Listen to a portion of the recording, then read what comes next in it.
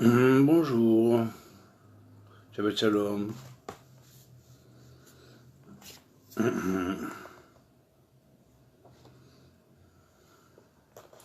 Alors,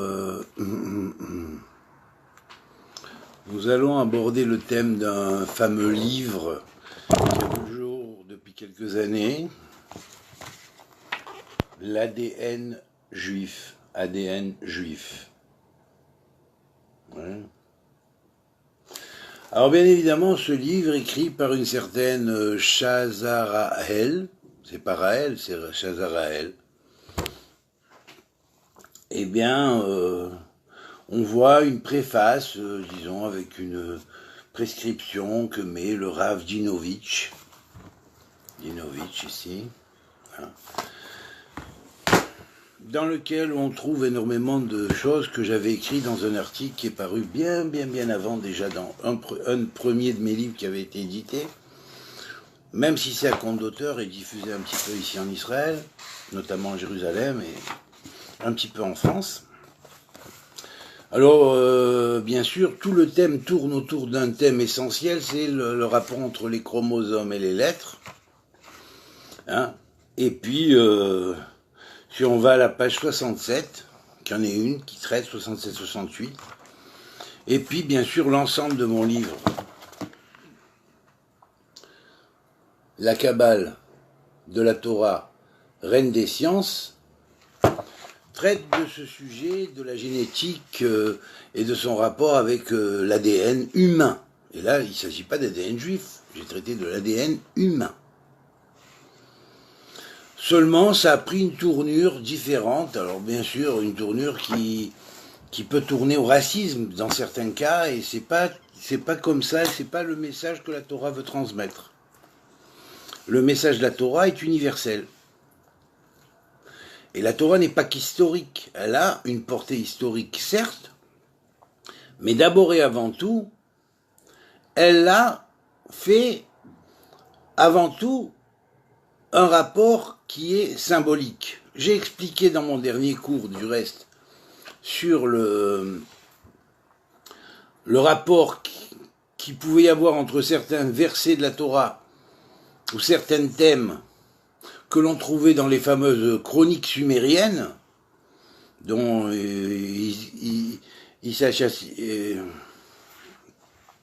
Zecharia Sitchin a rapporté, traduit et interprété. Alors certes, mais ça ne veut pas dire que la Bible a copié ou que la Torah a copié là-dessus, étant donné que la Torah, elle existe depuis Adam Arishon, et c'est avant même les chroniques sumériennes, puisque ça va chercher à 5770 ans, même 19 ans, à 5779 ans depuis aujourd'hui, et les chroniques sumériennes, elles sont 5000 ans. Or, 5000 ans, c'est à peu près l'époque d'Enoch.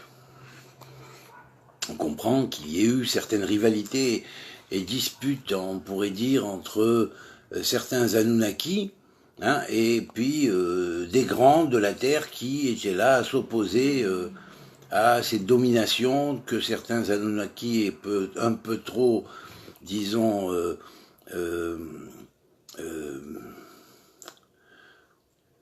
je dirais pas racistes, mais élitistes dans leur manière d'être, imposés aux êtres humains qu'ils exploitaient quelque part pour des tâches précises, qui sont précisées précisément dans les chroniques sumériennes. Alors donc, la Torah, c'était avant. Et la Torah est abstraite, elle se transmettait de bouche à oreille, et Hanoch lui-même, qui est arrivé à l'époque à peu près des chroniques sumériennes et des descentes des anges déchus ou éloignés qui sont venus sur la terre, même s'il y avait eu d'autres fois, ou même dans les ères avant adamiques qui s'étaient déjà présentés, la Torah y fait allusion aussi par un verset, et directement la Torah, même pas le Midrash. Hein. Donc, parler d'ADN juif,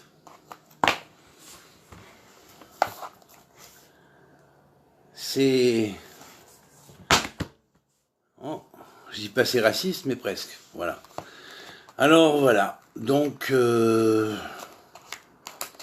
pendant plus de 7 ans, 8 ans, un peu avant d'avoir imprimé ce livre-là, et nombreux de ces articles que j'ai envoyés dans Internet, par Internet, en email, à près d'une centaine ou 200, presque non, à qui j'ai envoyé, notamment beaucoup de kabbalistes avec qui j'étudiais en hébreu ou en français, donc à qui j'ai envoyé ces écrits, bien évidemment que Dinovitch les a reçus. Aussi.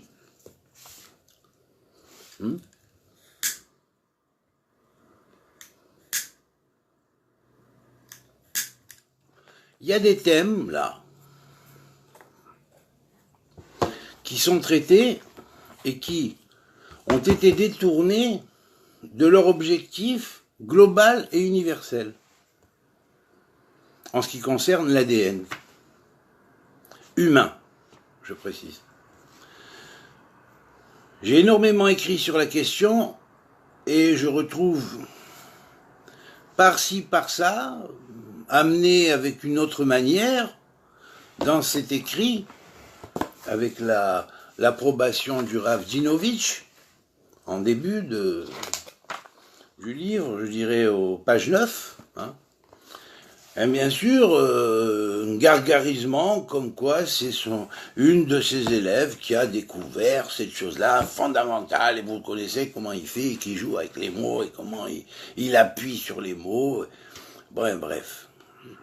Alors moi qui ai travaillé tout ça, dans un but de l'humanité, qui ai investi ce temps, cette recherche, notamment des recherches que j'ai mises en rapport avec l'ADN et le code des 4 lettres, des divisions en 4 parties de l'alphabet hébreu, qui vont donner les lettres dites élémentaires, qui vont être en relation avec des chromosomes et des fonctions dans l'ADN qui vont être élémentaires. Ces 4 éléments vont symboliser aussi les 4 fonctions de l'ADN, hein, la guanine, la thymine, voilà, donc les 4 composants de base des molécules d'ADN. On ne le voit pas. Mais ce rapport-là, j'ai étudié avec un géomanticien comment on passe de 4 à 16,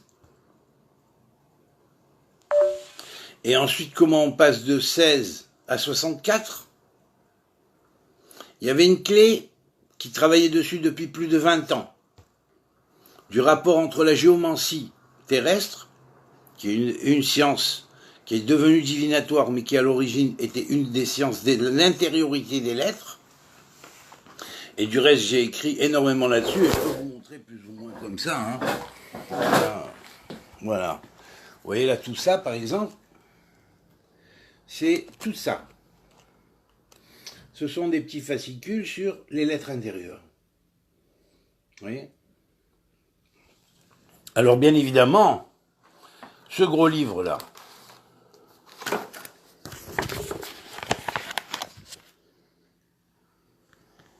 attendez, oui,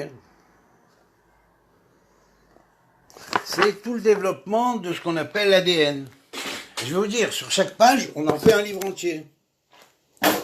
Alors quand on pompe comme ça des miettes, qu'on se gargarise, et moi qui ai travaillé tout ça, et qui n'ai pas cherché à le vendre, qui ai travaillé pour Israël, hein, pour mon peuple, et pour l'humanité tout entière, après il t'arrive un espèce de petit machin, de rigolo, de machin, qui passe mes écrits et ma boîte email, comme par hasard, à partir du moment où j'ai découvert le poteau rose, j'en ai parlé, j'ai dit, mais comment, mais comment on appelle ça déjà, du plagiat.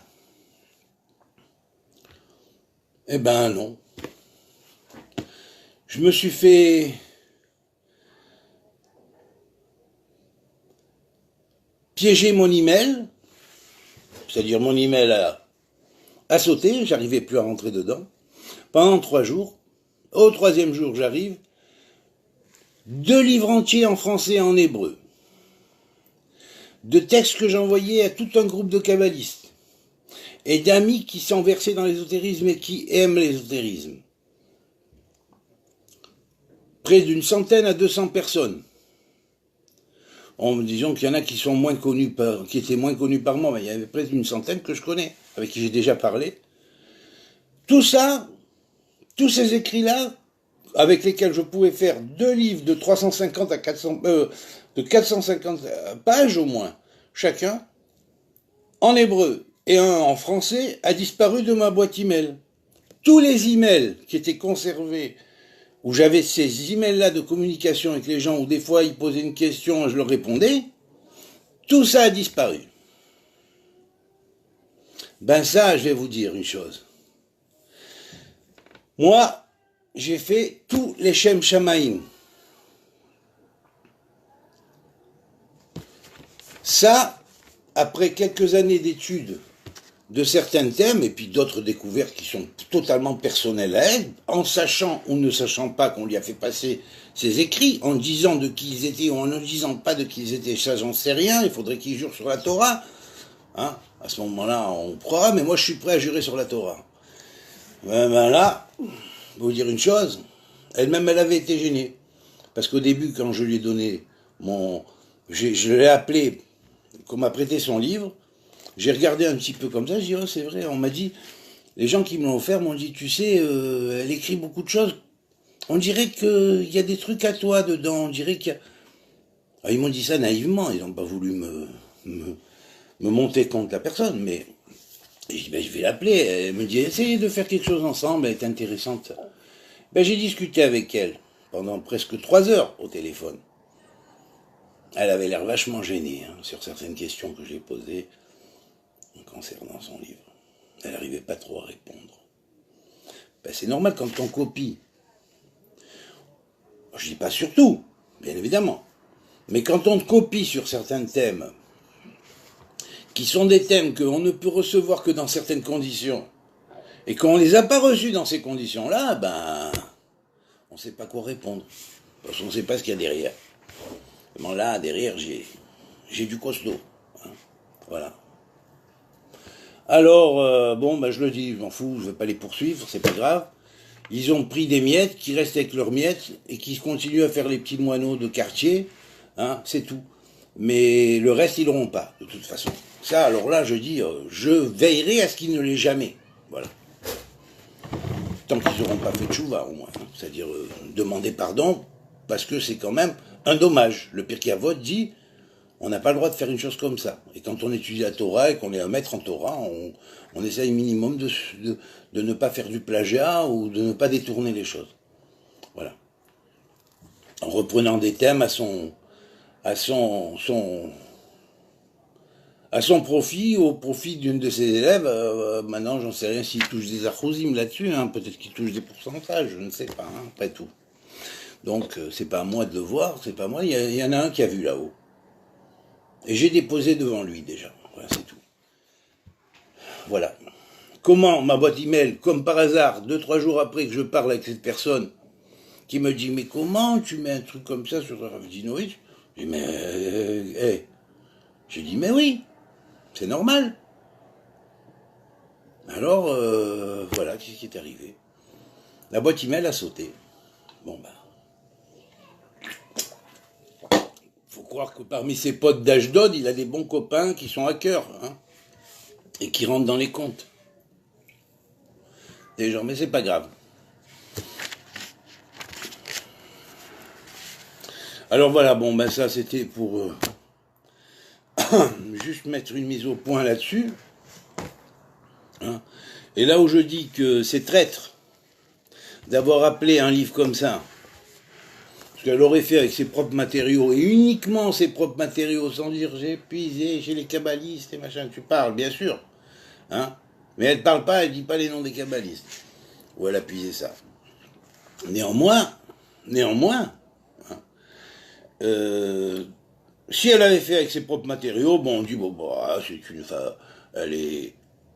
c'est une sectaire. Mais qu'elle ait fait en utilisant certaines données que j'ai apportées comme universelles et que la grandeur de la Torah dévoile à Israël et à toute l'humanité, la grandeur de l'hébreu, la grandeur du Dieu d'Israël, qui est inséré à l'intérieur de l'ADN et qui travaille l'ADN par lui-même, et qui en ouvre même 12 paires, en fait, puisque au départ, il y a un brin d'ADN, enfin une paire de brins d'ADN, et puis après, ça va faire 12 doubles spirales. Mais ça, c'est déjà un autre domaine, un autre monde. Voilà. Pour ça, il faut avoir, pour bien comprendre et savoir comment ça s'ouvre, il faut avoir mon livre en hébreu. Voilà. Mais je ne le mettrai pas entre les mains de n'importe qui non plus, parce que ça peut être dangereux aussi. Voilà. Donc, ce que je veux dire, et surtout pas dans les mains de gens comme ça. Parce que ce serait jeter des perles au pourceau, comme on dit. Voilà. Voilà. Donc, je vais parler aujourd'hui du psaume 14 et d'un verset extrêmement important qui est l'avant-dernier verset du psaume 14, enfin, qui est le dernier verset du psaume 14, en fait, le verset 7 du psaume 14, qui est donc 14 nous rappelle David. On sait que dans la fameuse prière qu'on dit du Shemona Esrei en introduction, Adonai Sefatai Tiftach Upi Agite Latecha, ça vient du psaume 51. Et là, bon, quel est le rapport entre le psaume 51, où on parle de David dès l'entrée, et où c'est David qui, apparemment, donc, demande à l'Éternel de le pardonner pour la faute de Bathsheba. Et là, il dit Adonai, Sefaïta, Tiftach, Upi, Agit, Altera. Toute la structure de l'Amida, c'est-à-dire la prière de l'Amida, où on reste debout et on se balance un peu et on récite les 18 bénédictions, avec une de plus qui a été rajoutée et qui normalement, il n'y a rien à faire ici, parce que ça parle des minimes, et les minimes, ce qu'on a appelé, ça a été les chrétiens, à un moment donné, et non, je regrette, c'est un an plus.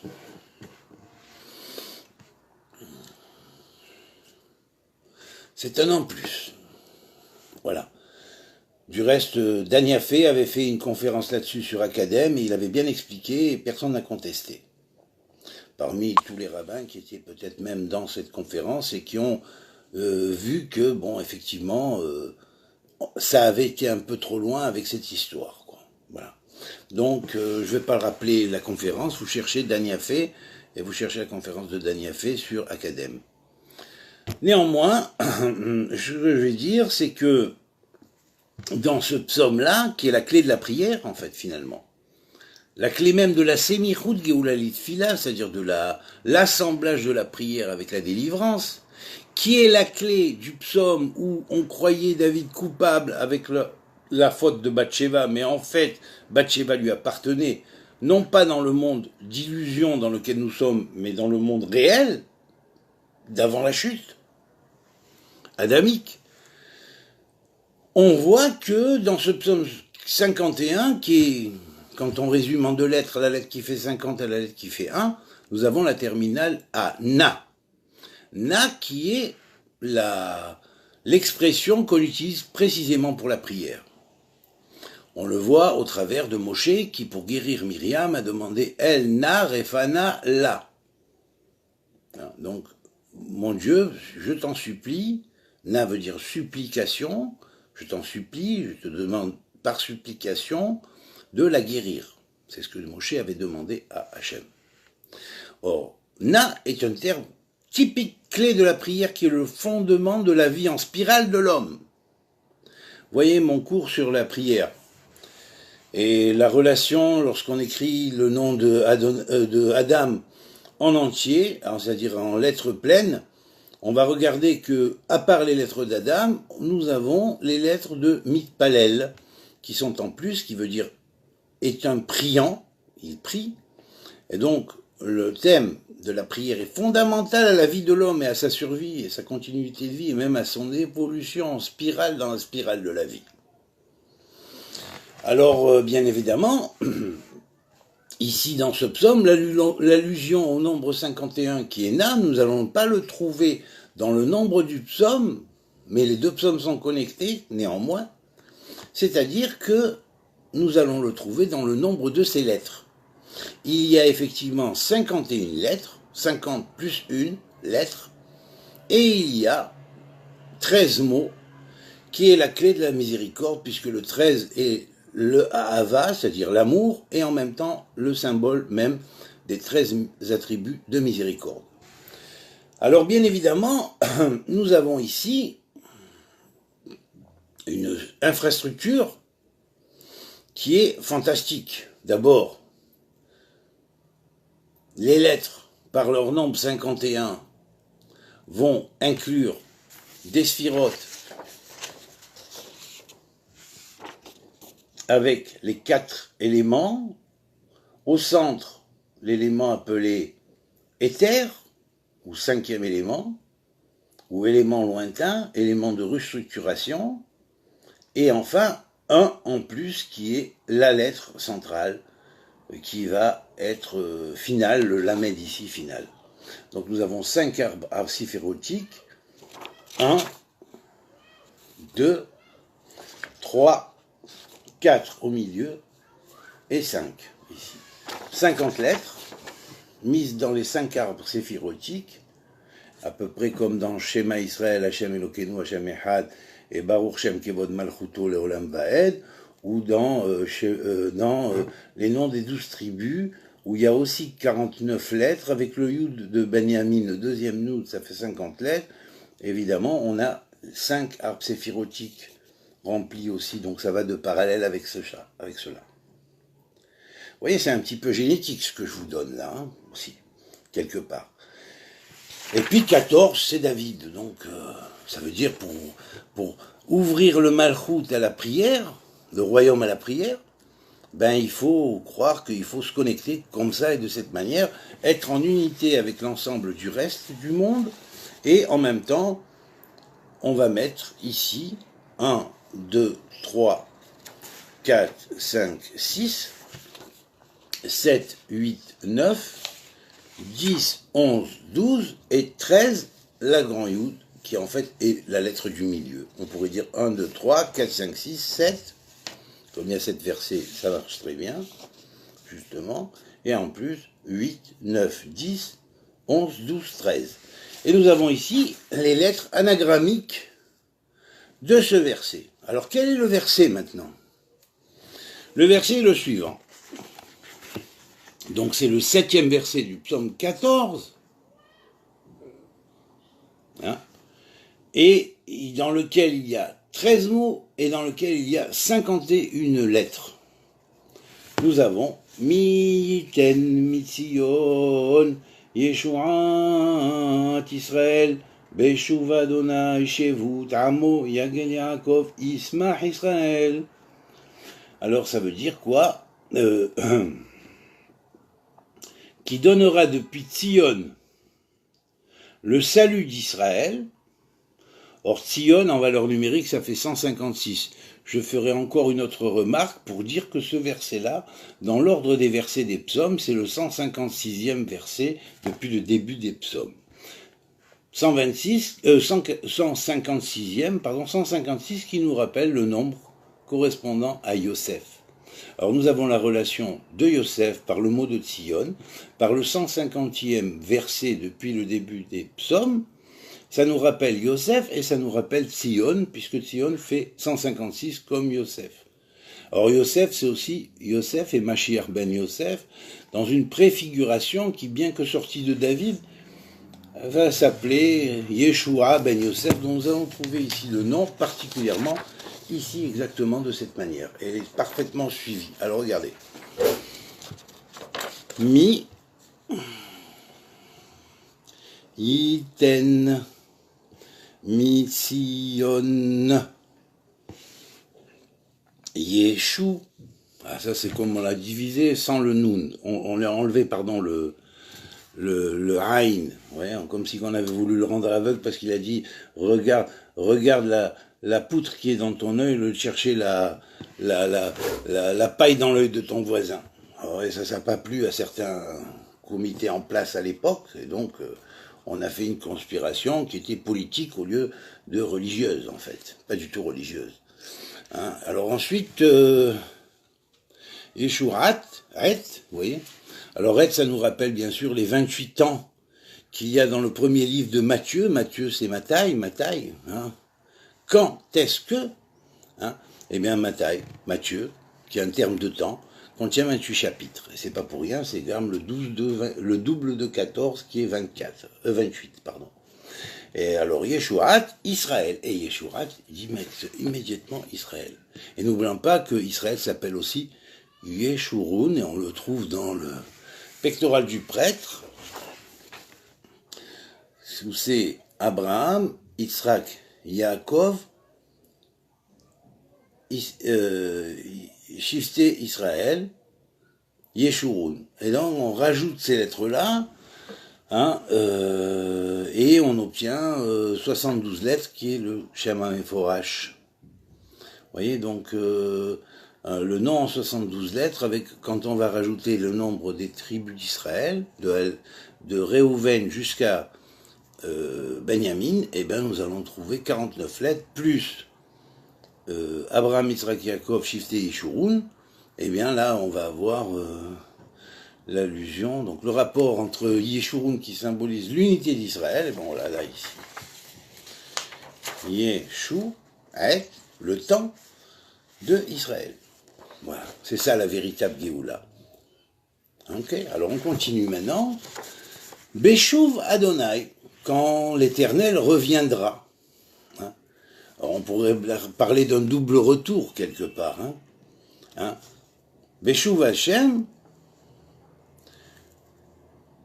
Shevut, Shev. Vous voyez encore une fois Shev ici. Et on termine le troisième arbre. Shevut, Amo, Yismach, qui contient les lettres de Mashiach. Yara, la moitié de Yaakov, et l'autre moitié elle est en bas. Koubet, Yismach Yaakov, hein.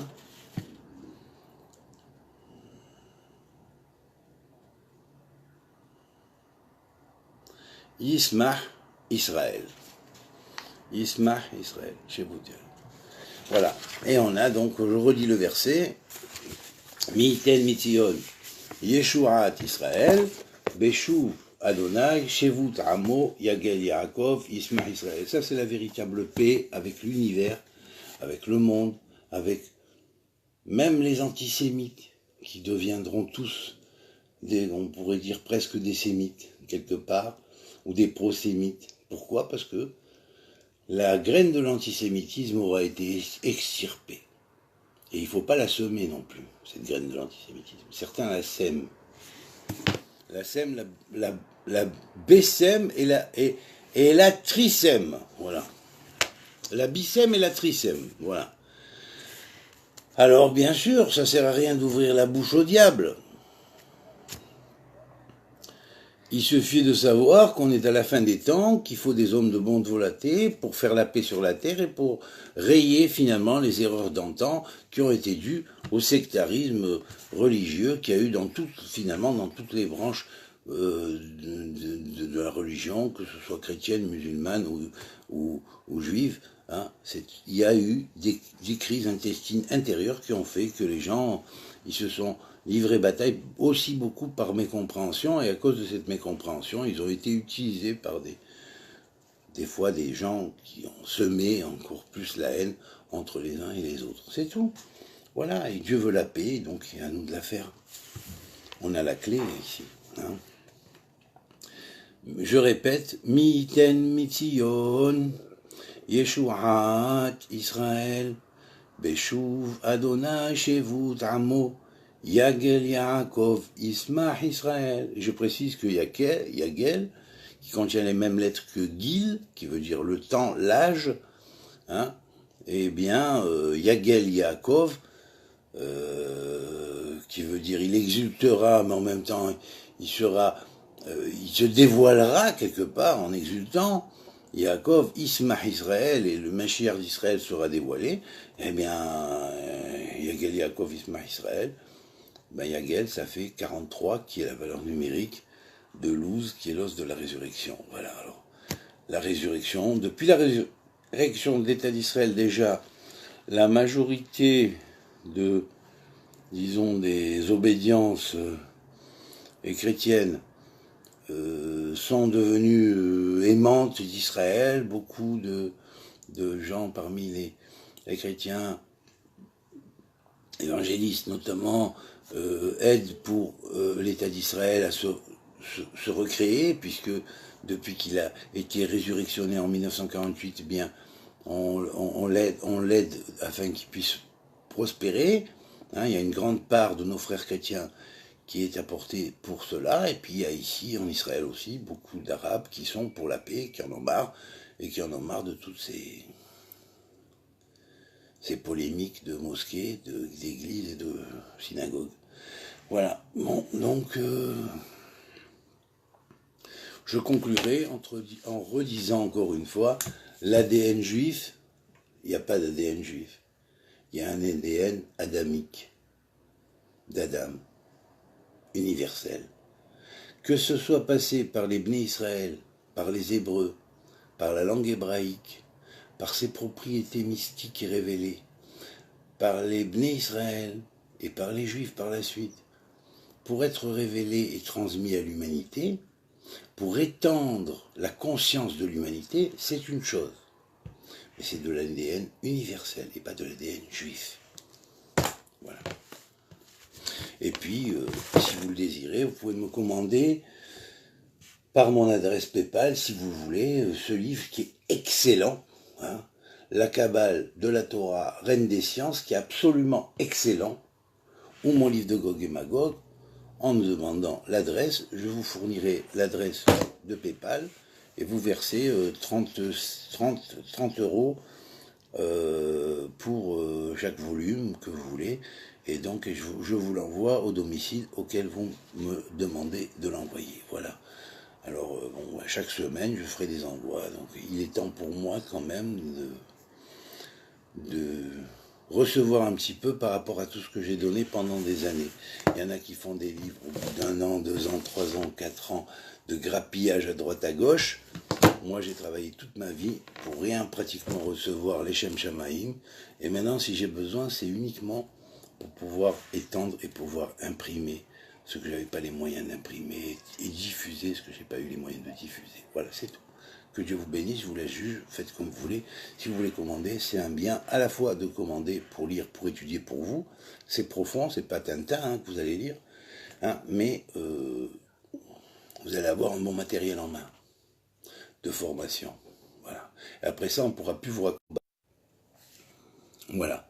Bon ben, je vous souhaite un Shabbat Shalom et que Dieu vous bénisse et merci à tous ceux qui m'envoient ces likes, ces cœurs et ces choses d'amitié. Et merci pour vos commentaires aussi, que je lirai avec plaisir et auxquels j'essaierai de répondre si c'est nécessaire, sinon je vous likerai simplement. Voilà, merci bien, ok, à très bientôt. Kol Touv, amitié à vous tous.